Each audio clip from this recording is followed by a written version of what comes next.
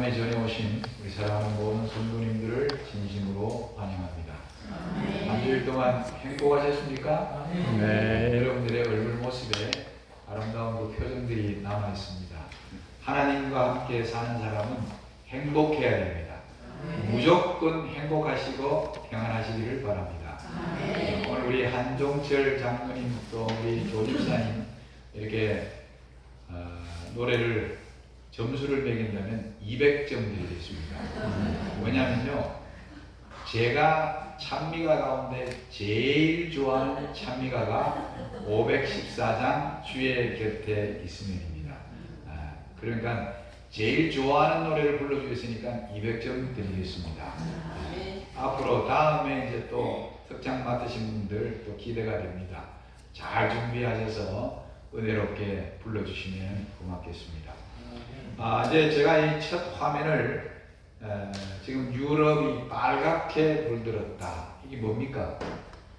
지금 미국 이제 유럽 쪽이 뭐 하다는 겁니까? 폭염으로 41도, 41.5도. 스페인에도 1000명 이상이 돌아가셨습니다. 프랑스 지금 뭐 월드컵 하고 있는데 프랑스, 스페인 유명한 나라들이 지금 공은 잘 차는데 프랑스에는 1500명이 이상이 돌아가셨어요. 근데 돌아가신 분들의 85%가 65세 이상입니다. 근데 왜 이렇게 돌아가실까요? 날씨가 더운데 혼자 사시는 분들이 많아요. 그리고 에어컨이 없어요. 그래서 지금 나라들이 그쪽 나라들이 뭐냐면은 에어컨을 설치해야 된다. 혼자 사시는 분들 온도는 높아가고. 그래서 이런 장면을 보면서 이제 우리가 새로운 한 달을 맞이했는데 여러분과 제가 7월달 장마도 있겠지만 7월달부터 이제 우리나라도 굉장한 더위가 몰릴 것입니다. 물 많이 드시고 건강 정말 잘 챙기셔야 됩니다. 그래서 여러분들 가정이 주님 안에서 편안할 수 있는 그런 한 달이 되시기를 간절히 소망합니다. 이제 오늘부터 명품 학교를 시작한다고 합니다.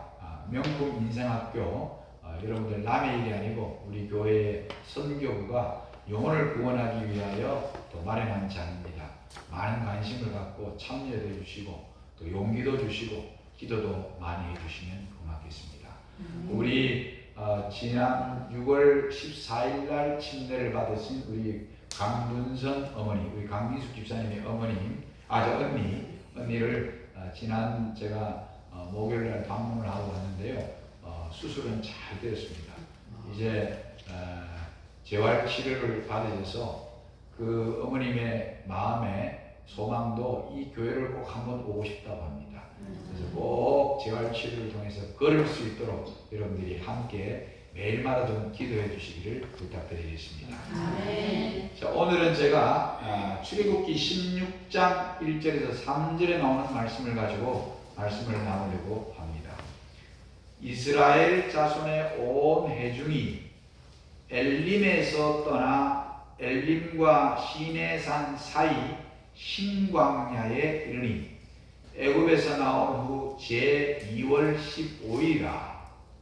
자, 이스라엘 자손이 출애굽을 해가지고 지금 어디에 도착했냐면 저기 동그란 글씨 안에 신광야가 나와요. 엘림, 거기 엘림이 있죠. 그 밑에 그 다음에 시내산, 그 사이에 신광야. 여기에 도착한 게 2월 15일이라. 2월 15일이라. 근데 그 다음 성경절이 이스라엘 온 회중이 그 광야에서 모세와 아론을 뭐했다? 원망하여 그들에게 이르되 우리가 애굽 땅에서 고기 가마 곁에 앉았을 때와 떡을 배불리 먹던 때에 여호와의 손에 죽었다면 좋았을 것을 너희가 이 광야로 우리를 인도하여 내어 이 온 회중으로 죽여 죽게 하는도다. 지금 2월 15일에 신광야에 도착해가지고 모세와 아론을 원망하는데 그 내용이 뭐냐면 우리가 이 에집트에서는 고기 까마귀떼에서 아주 배불리 고기 먹고 잘 살았는데 거기 내버려 뒀더라면 우리가 거기서 죽었을 건데 왜 이 광야로 나와가지고 우리를 굶어 죽게 하느냐 하고 원망하는 거예요.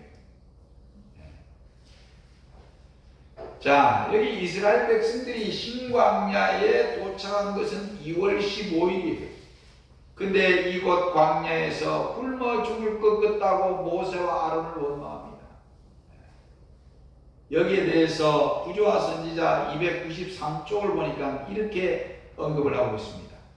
저들이 당면한 피로가 공급되는데도 많은 사람들은 장래에 대하여 하나님을 의지하기를 원치 아니하고 저들에게 빈곤이 이르지는 않을까, 저희 자녀가 고통당하도록 버려지지는 않을까 하고 늘 뭐한다? 누구를 의지하기를 원치 아니하고? 그러니까 우리의 원망, 그 근원이 어디서부터 오냐면요, 하나님을 의지하지 않고 하나님을 믿지 않으면요, 우리 입에서 뭐밖에 안 나와요? 원망밖에 안 나옵니다.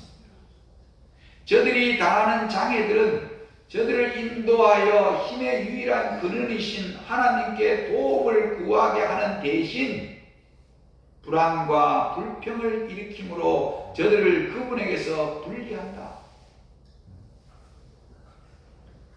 지금 뭐냐면 신광야에 도착해가지고 양식이 떨어져 가니까 이제 굶어 죽을 것에 대한 염려, 걱정으로 하나님을 의지하는 대신에 인간적인 생각으로 그들이 앞으로 이래 어떻게 살까? 그래서 이스라엘 민족, 그 사람들이 제일 잘하는 게 뭘까? 구약성경을 제가 또 읽어보고 이스라엘 민족을 살펴보니까요, 이스라엘 민족이 제일 잘하는 게 하나님을 참 믿는 게 아니더라고요. 뭘까요? 불신, 불평, 불만하는 것을 제일 잘해. 근데 여러분과 제 삶을 돌아보면 비슷한 게 많아요. 우리도 뭔가 조건이 안 맞고 여건이 안 맞고 교회를 나와도 뭔가 잘못되면 그 다음에 사람을 원망하고 교회를 원망하고 지도자를 원망하고 불평하고 이런 것들이 우리 몸에도 배어있다 이 말입니다. 근데 그게 다 뭐냐면요, 하나님을 뭐하지 않기 때문에 의지하고 신뢰하지 않으면 그렇게 되는 거예요. 자, 여기 제 이야기가 아니라 이 주립대학 교수 스티븐 패튼이라는 분이 아칸소스 주립대학 교수인데 2015년도에 뭐라 하냐면요, 한번 내가 적응되면 약간의 부정적인 생각만으로도 순식간에 내가 부정적인 생각으로 가득 차고 수시로 불평, 불만이 나온다. 내가 이렇게 불평할수록 이 뇌는요, 더 부정적으로 살아가게 된다는 거예요. 그런데 불평할 거를 불평하지 않고 오히려 감사하며 살아가면요, 그 뇌는 그 감사를 인식한다는 거예요. 여기 뇌과학 전문가들에 따르면요, 반복적이고 습관적인 불평, 불만은요, 우리 뇌 건강을 약화시키고 주변 사람들까지 기분 나쁘게 하고 내 건강까지 해친다. 이게 오늘날 과학자들이 얘기하는 거예요. 야, 그러니까 이게 성경에 나오는 불평, 불만, 원망 이런 것들이 다 뭐냐면 주변 사람들도 힘들게 하고 내 자신의 건강을 뭐 하는 겁니까? 뭐냐면 악화시키는 거예요. 그러니까 불평, 불만, 여러분들이 건강하게 살고 싶지 않으면 불평, 불만 많이 하시기 바랍니다. 그런데 반면에 사람이 늘 감사하는 마음을 가지면요, 병에도 걸리지 않습니다. 건강한 사람이 됩니다. 그 다음에 이런 책이 있어요. 감사가 뇌를 젊게 합니다. 우리 뇌를 뭐하게 한다고요? 그 다음 거기다 밑에다가는 감사하는 사람이 치매를 이깁니다. 이 오늘 과학자들에 의해서 나오는 조사된 내용이에요. 그게 지금 뭐냐면 이스라엘 민족들이 정말 하나님의 은혜로 열재앙을 거치고 그 다음에 홍해를 건너가지고 광야에 떠 왔는데 광야에 도착해가지고 먹을 양식이 점점 줄어드니까 그 다음에 뭐 하기 시작했어요? 하나님을 의지하지 않고 하나님이 어떤 분인지 봤잖아요. 열지양을 통해서 하나님이 어떤 분인지 봤어요. 홍해를 건널 때 하나님이 어떻게 그들을 구원하시는지 봤잖아요. 다 까먹어버렸어요. 여러분들의 생애 속에 하나님이 여러분들을 인도하신 기적 같은 사건들이 있을 겁니다. 어떤 사람은 죽다가 산 경험도 하고 다 죽었다고 생각했는데 산 사람들도 있어요. 그런데 그거 다 잊어버리고 또 하나님 원망하고 불평하고 하나님을 믿지 못하기 때문에 오는 거예요. 그러므로 여러분과 제가 꼭 기억하십시다. 우리가 어려움을 당할 때, 별로 안 좋은 일이 생길 때에도 나를 지금까지 인도하신 하나님을 기억하시고 그분을 신뢰하시기 바랍니다. 그때 감사가 나옵니다. 그때 감사가 나와요. 그분을 신뢰하지 않으면 불평, 불만이 또 쏟아져 나오는 것입니다. 자, 이렇게 불평, 불만하는 때에도 때에 여호와께서 모세에게 이르시되 보라 내가 너희를 위하여 하늘에서 뭘? 양식을 뭐같이 내리겠다. 그 양식이 뭘까요? 만나입니다. 야, 참 나는 이 성경책을 보면서요, 이스라엘 백성들이 원망하고 불평하는데도 하나님께서는요 하늘에서 양식을 비같이 내리시겠다고 말씀하셔요. 정말 하나님은 자비로우신 분이에요. 하나님은 은혜로우신 분이에요. 네. 여러분, 때로는 우리 자식들이 부모를 원망할 때도 있고 부모한테 앵기들 때도 있습니까? 없습니까? 그래도 그 순간이지 돌아서고 나면 또 어때요? 그놈한테 좀 더 잘해주고 싶어서 좀 더 못 줘가지고 미안해하고 그런 부모들의 경험을 우리가 다 해봤잖아요. 하나님도 마찬가지야. 지금 뭐냐면 때를 이런 거야. 왜 우리를 이런 데 보내가지고 우리를 광야에서 죽게 합니까? 그것도 굶어 죽게 합니까? 이렇게 하나님 원망하는데 하나님이 하늘에서 양식을 뭐같이 내리겠다. 이야, 우리 하나님 정말 멋진 분 아닙니까? 장하중 집사님 같으면 에라이 이놈들 너희들 한번 굶어 죽어 봐라. 그런 심정 있겠죠? 많을 거예요. 저도 마찬가지일 겁니다. 하나님이 나와 같은 성정이 아니라서 처음 한다는 거죠. 자, 여기 보세요. 출애굽에서 나온 지 얼마나 됐을까? 출애굽에서 나온 지 얼마나 됐을까요? 여기 성경에는 2월 15일에 나오죠. 광야에, 신광야에 도착한 게, 그죠? 성경은요, 날짜가 정확하게 알려줍니다. 민수기 33장 2절 3절을 보니까 모세가 여호와의 명대로 그 노정을 따라 그 진행한 것을 기록하였으니 그 진행한 대로 그 노정은 이러하니라. 그들이 정월 15일에 람셋에서 발행하였으니 곧 6월절 다음 날이라. 6월절 다음 날, 6월절이 1월 며칠이에요? 성령으로 1월 14일. 여기 나오는 건 성령이에요. 오늘날 달력 아닙니다. 양력 아닙니다. 성령하고 양력하고는 달라요. 이 성령으로 1월 14일이 6월절이고 1월 15일 날 발행했다고 했어요. 출애굽한 거예요. 그러니까 출애굽은 한 날은 1월 14일 다음 날 1월 15일에 출발했어요. 그러니까 람셋에서 지도가 나오죠. 람셋 조위에가 여기가 뭐냐면 고센 땅이에요. 고센 땅. 그 람셋에서 1월 15일 날 출발해가지고 신광야에 도착한 게 2월 며칠? 15일. 그럼 딱 몇 달 만에 도착한 거예요? 한 달간 어떻게 살았을까? 한 달간 어떻게 살았을까? 여기 부조와 선지자 292쪽에 애굽을 떠난 지 한 달이 되었을 때에 그들이 준비해온 양식은 떨어지기 시작했다. 광야에는 목초가 부족했으므로 그들의 양떼는 줄어들고 있었다. 이 많은 군중을 먹일 양식을 어떻게 공급할 수 있을까? 의심이 그들의 마음을 가득 채웠다. 그들은 다시 불평하기 시작했다.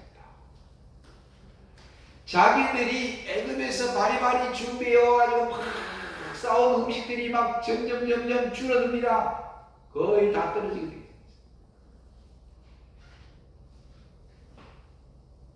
하나님께서 이스라엘 민족을 광야로 이끄실 때에 하나님의 목적이 어디로 인도하기 위하여?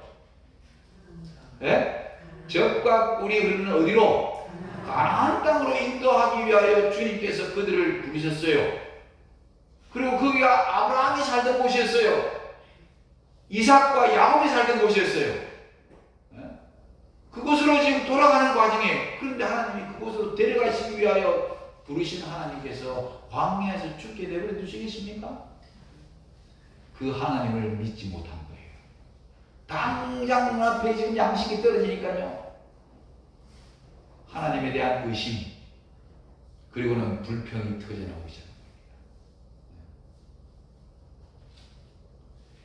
자, 나를 돌보시고 인도하시는 하나님을 믿으면 뭐 하지 않을까요? 불평한다. 그래서 여러분, 저는 한 달 만에 나와가지고 양식이 떨어지니까 불평하고 불만할 때, 그때 하나님이 하늘에서 뭐를 내리셨어요? 만나를. 그러니까 만나를 얼마 만에 내리신 거예요? 출애굽하고 난 다음에 한 달 만에 주신 거예요. 자, 성경적으로도 딱 나오죠. 여러분들 이거 공부해 보셨어요? 자, 그러면 이제 제가 오늘 주보에도 만나가 주는 교훈이 뭘까? 만나가 우리한테 주는 교훈이 뭘까 하는 거예요. 자, 첫 번째, 이 만나가 우리에게 주는 것은요, 애굽 양식은 한계점, 유효기간이 있다는 것입니다. 애굽의 양식은 뭐가 있다고요? 유효기간이 있어요. 자, 여러분들이 마트에 가가지고 뭐 부침 두부를 사오든지, 그 다음에 또 국에다 넣는 두부를 사오든지 간에 그 뒤에 보면은 뭐가 있습니까? 유통기한이 나와요. 두유를 먹어도 두유 뒤에 뭐가 있어요? 아, 우리가 먹을 수 있는 그 기간이 딱 찍혀져 있어요.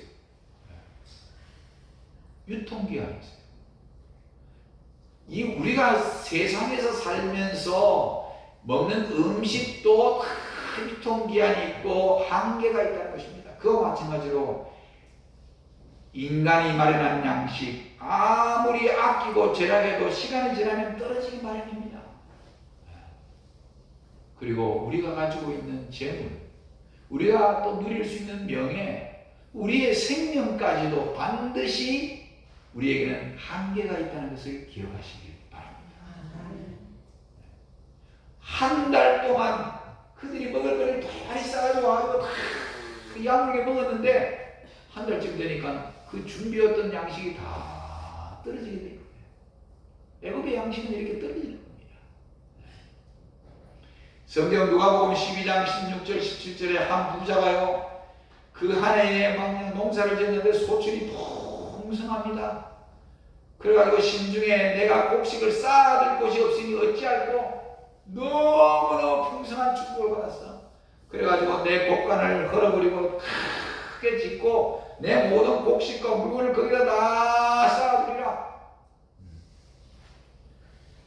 그 다음에 평안히 쉬고 내가 먹고 마시고 즐거워하리라.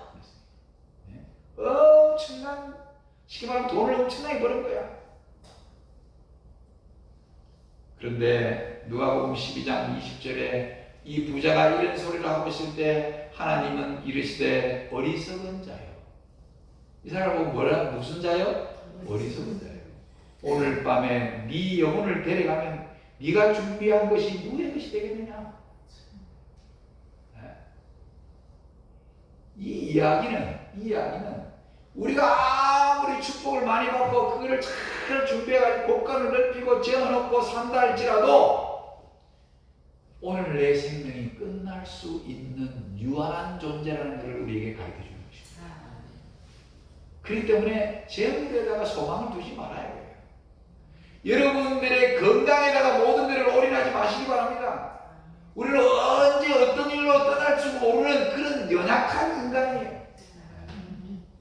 그래서 성경에도 자기의 재물을 의지하는 자는 패망하리니와, 또 베드로전서 1장 24절에는 모든 육체는 풀과 같고 우리 몸이요 풀과 같다. 왜요? 그 모든 영광이 풀의 꽃과 같으니 풀은 마르고 꽃은 떨어진다. 이것도요, 집사람하고 제가 실성시장 가가지고 사와가지고 처음에는요 이게 확 벼가 좋더니 오글거리게 많이 시들었어요. 한 달 정도 되니까 이것도 시간이 되니까요 약발이 다 끝났어. 이거 재생시킬 수 있는 방법이 있을는지 모르겠어요. 이거 이제 뭐냐면 다시 배워버리면 갖다 뭐 해야 돼요? 뭐 해야 돼? 방법이 없어요. 우리 인생이 이렇게 뭐예요? 마르고 떨어지는 꽃과 같은 인생이에요. 그리고 히브리 9장 27절에 한 번 죽는 것은 사람에게 정한 것이다. 우리 인생이 유한하다는 거예요. 아무리 돈이 많고 아무리 명예를 갖고 권력을 갖고 있다 할지라도 얼마 안 있으면 내려와야 돼. 우리나라의 지도자들은 내려오면 다 가는 데가 큰 집이더라고요. 이렇게 이 인생이요 참 인생의 부귀영화가 참 헛되고 험한 것입니다. 거기다가 여러분들 목숨을 걸지 마시기 바랍니다. 이걸 우리에게 주는 거예요. 기원전 322년 6월 10일에 알렉산더 대왕이 사망했습니다. 알렉산더 대왕은 약간 20세의 나이로 동방정복에 났습니다. 한 번도 전투에서 패배한 적이 없었어요. 근데 끊임없는 정신적, 육체적 과로로 국사에 대한 엄청난 중압감, 장기간의 장군들과 군사들과 행군하고 심각한 부상 등으로 원기가 소진돼가지고 나중에 습지열에 걸려가지고 33세, 예수님의 나이가 똑같이 33세에 일기로 세상을 떠났습니다. 죽고 난 다음에 장례식을 하는데 놀라운 장례식이 거의 됐어요. 희한한 장례식이 거의 됐어요. 좀 망측스러운 장례식이 거의 됐어요. 알렉산더 대왕의 장례 그 운구가 나가는데 보니까요, 관 옆에 알렉산더 대왕의 팔이 나와 손이 이렇게 들려요. 사람들이 너무 회기망측한 모습을 보고, 아니 대왕이 죽고 나니까 이놈의 신하들이 왕을 아주 망신을 시킨다고 막 사람들이 욕을 합니다.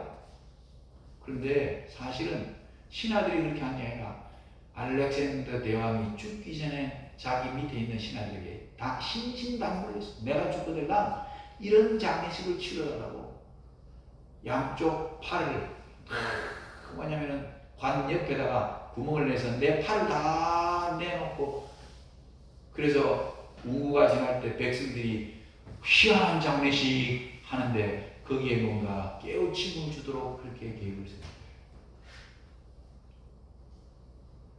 나의 관 옆에 구멍을 뚫고 나의 두 손이 보이게 하라.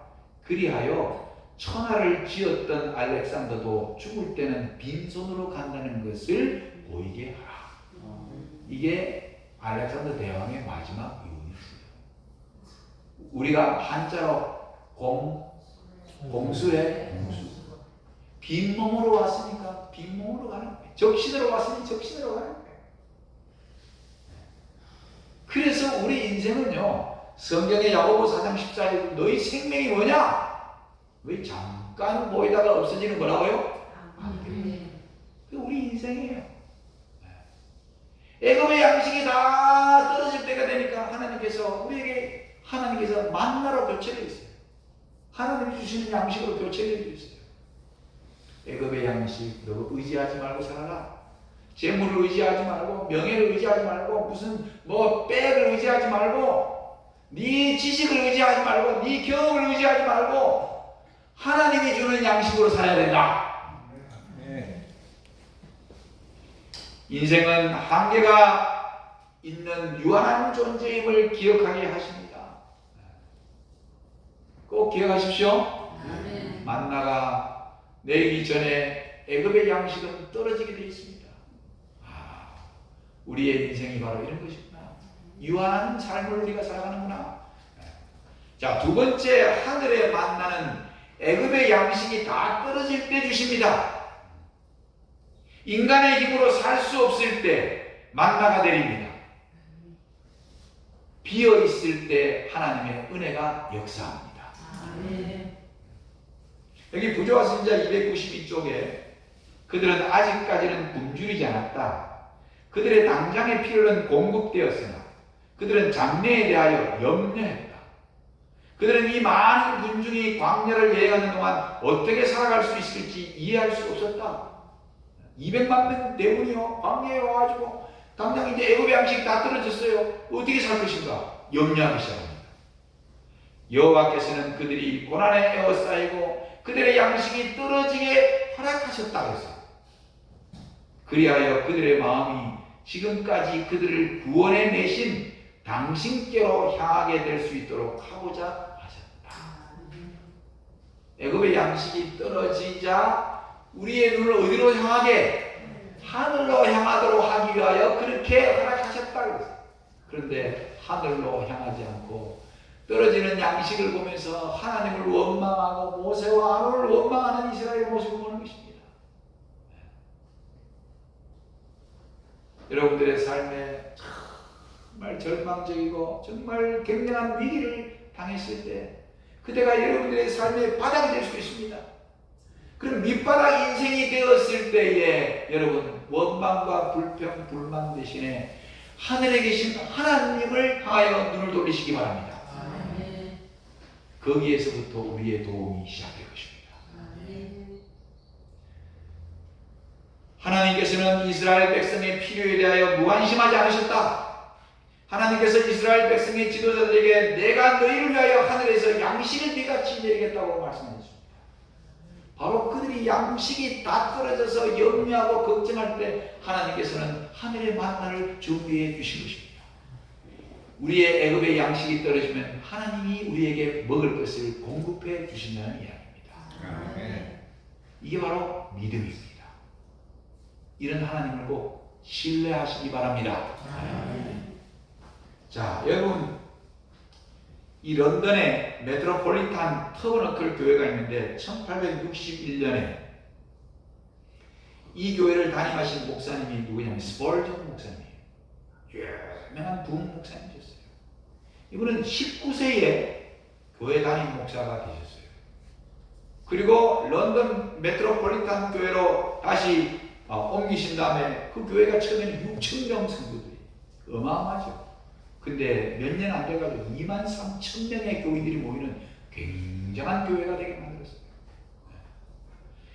이런 대형 교회를 이끌어 가시려면 분주합니까? 바쁩니까? 굉장히 바빴어요. 근데 이 분주한 가운데도 이 스펄전 목사님이 규칙적으로 하는 일이 하나 있었어요. 그것은 런던에 있는 한 고아원에 있는 고아들을 돌보는 게 이 목사님의 아주 뭐냐면 중요한 일 가운데 하나 있어요. 그렇게 바쁜데 고아원에 고아들을 돌보는 일을 하셨습니다.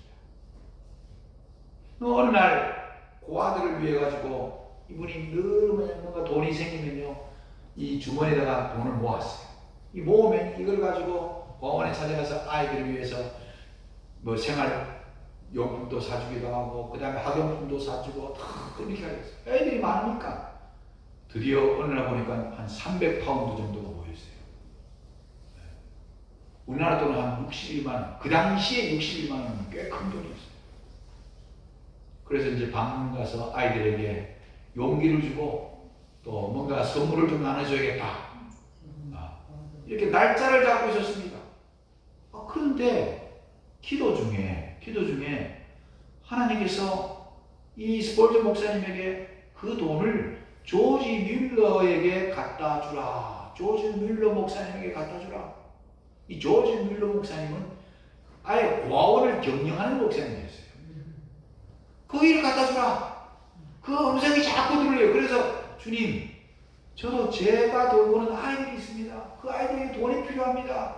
제가 그래서 이걸 정말 금검절약하면서 모은 돈인데 그런데 그 음성이 사라지지 않는 거예요. 그 돈을 조지 뮬러 목사님 갖다 주라. 그래서 스펄전 목사님이 하나님의 음성이 계속해서 지속되니까 조지 뮬러 목사님을 돈을 들고 찾아갑니다.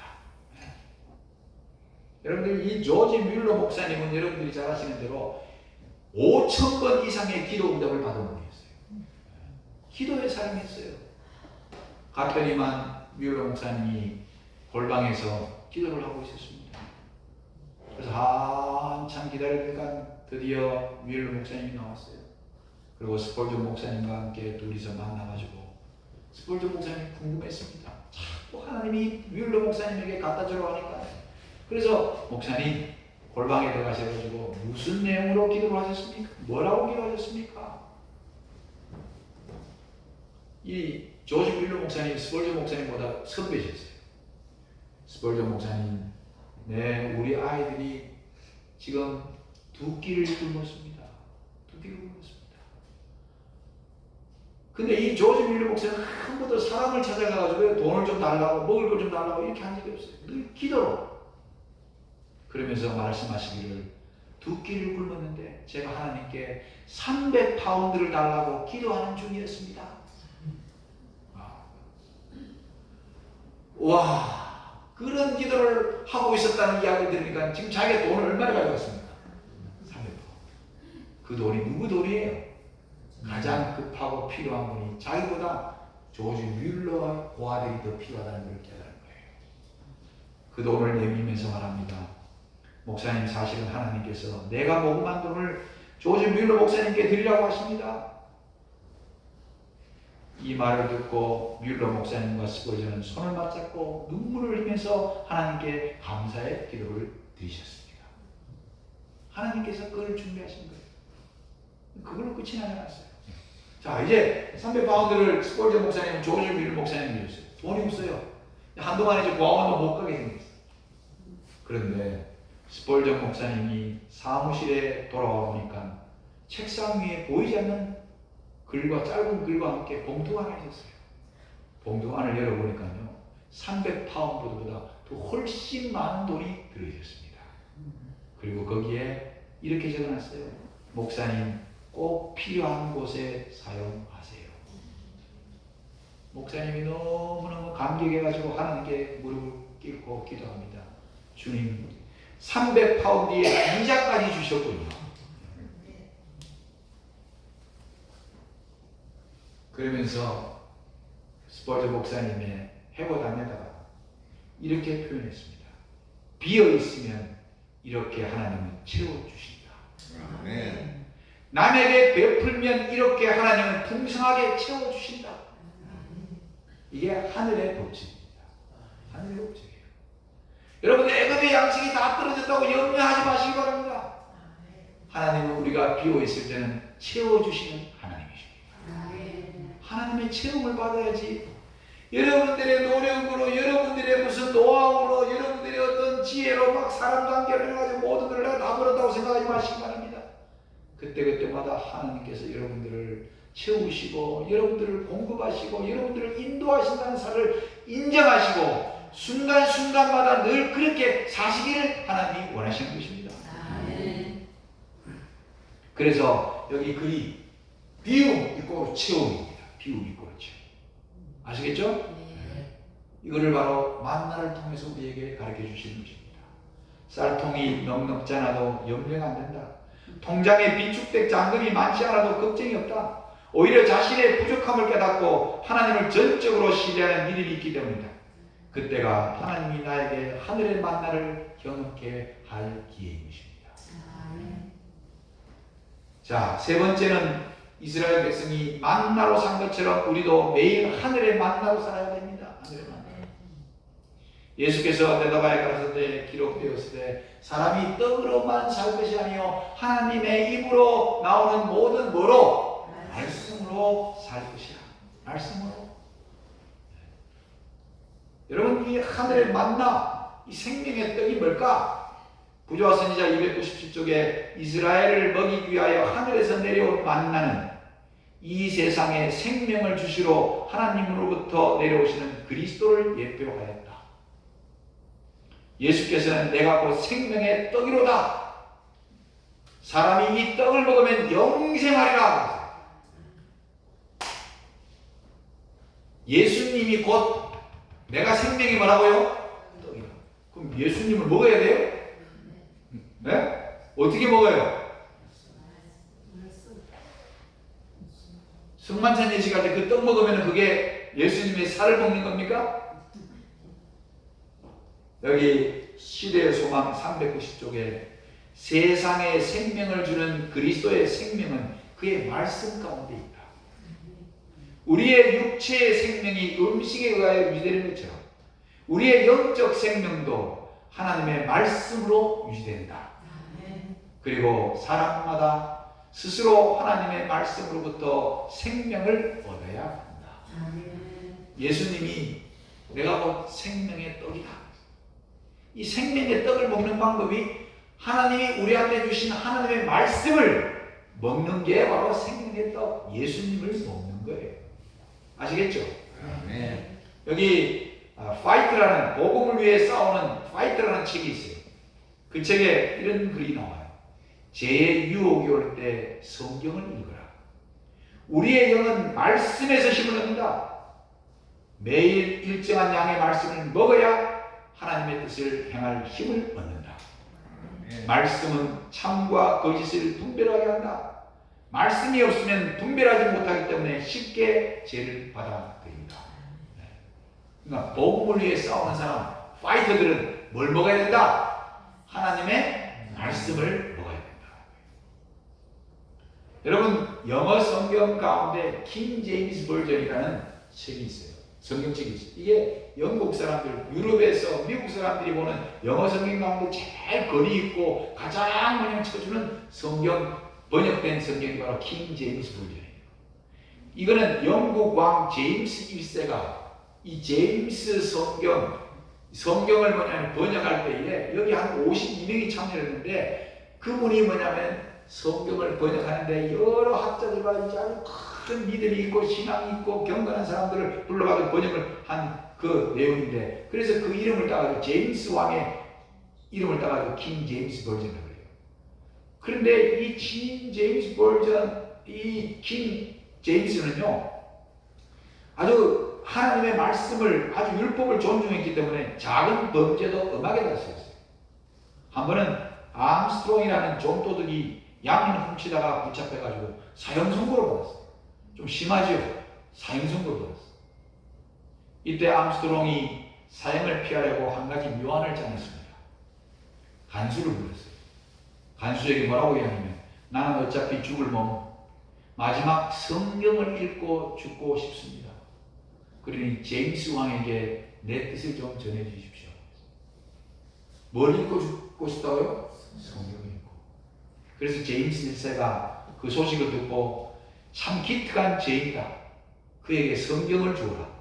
그리고 성경을 모두 읽은 후에 사형을 집행하라고. 성경을 다 읽고 난 다음에 뭘 시키라? 죽여라. 암스트롱은 그날부터 성경을 읽기 시작했습니다. 그런데 1년이 지나도 사형을 집행할 수가 없었습니다. 왜냐하면 그는 하루에 딱 한 절씩만 성경을 읽었습니다.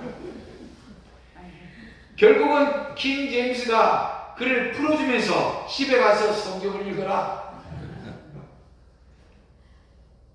결과는요, 암스트롱이 그 후에 성경을 읽다가 새 사람이 되어서 복음자의 삶을 살고 남에게 복음을 전하는 삶을 살았다는 것입니다. 아멘. 한마디로 하나님의 말씀을 읽으면 살게 된다는 것입니다. 아멘. 여기 베레아 사람의 마음을 편견으로 편협하지 않았다. 그들은 사도들이 전한 교리가 진실한가를 즐겨 연구하였다. 그들은 호기심이 아니라 약속된 메시아에 관한 기록을 배우기 위하여 성경을 연구하였다. 날마다 그들은 영감의 기록을 연구하였고, 그들이 성경 말씀을 비교하여 연구할 때에 하늘의 천사들은 그들 곁에 서서 그들의 지력을 개발시키고 그들의 마음에 감명을 주었다. 하늘 가나안에 들어가야 할 여러분과 저, 매일같이 우리도 영적 삶을 말씀으로 채우기를 하나님이 원하십니다. 아멘. 나 자신의 힘으로 살려고 하는 것을 다 포기하십시오. 위로부터 내리는 하늘의 만나, 즉 말씀의 능력으로 살아가시게 되기를 바랍니다. 아멘. 이제 결론적으로 이렇게 요약하고 싶습니다. 자, 애굽의 양식은 유한합니다. 맞습니까? 예. 애굽의 양식이 떨어지니까 하늘의 만나가 주어졌습니다. 우리는 매일마다 하늘의 양식 말씀으로 살아야 됩니다. 그러므로 이제 여러분들의 삶 속에 어떤 일이 일어나든 좀 힘든 일, 고달픈 일, 괴로운 일, 마음 상하는 일이 일어난다 할지라도 하나님을 의지하시기 바랍니다.